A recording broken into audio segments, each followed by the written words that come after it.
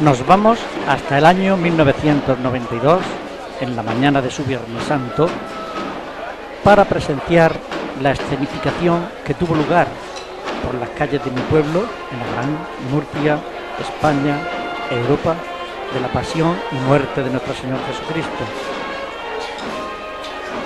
Aquí es la Hermandad de la Virgen de los Dolores, la que está desfilando en estos momentos. También llamadas Siervas de María, que fue creada esta hermandad en el año 1855 y es la primera de nuestras procesiones en antigüedad con esta titulación y bajo la tutela del señor cura don Antonio Candel. A primeros del siglo pasado se designa hermana mayor a doña Esperanza Templado Tornero, de Pepe Juan, y camarera mayor a doña Victoria Gómez Tornero. Adquieren imágenes titulares de la Virgen de la Soledad y Virgen de los Dolores y también adquiere trono propio para los desfiles de la Pasión.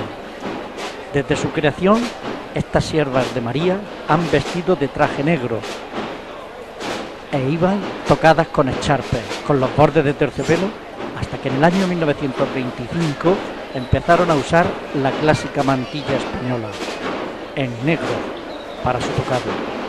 En la segunda época, las procesiones de esta hermandad adquieren una nueva imagen de la Virgen de la Soledad, a expensas de doña Pilar Escribano.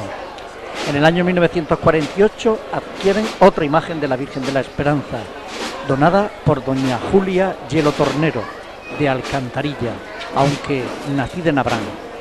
Han sido directoras de esta hermandad doña Brígida Montiel Molina, doña Elisa Gómez de Macnás y doña María Fernández de la Mulata, ayudada en segundo término por doña Rosa Fernández Molina.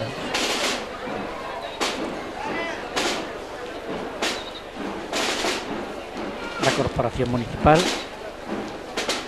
y la Banda de Música Municipal Santa Cecilia pone punto final a este desfile de Viernes Santo en la llamada Procesión de los Pasos.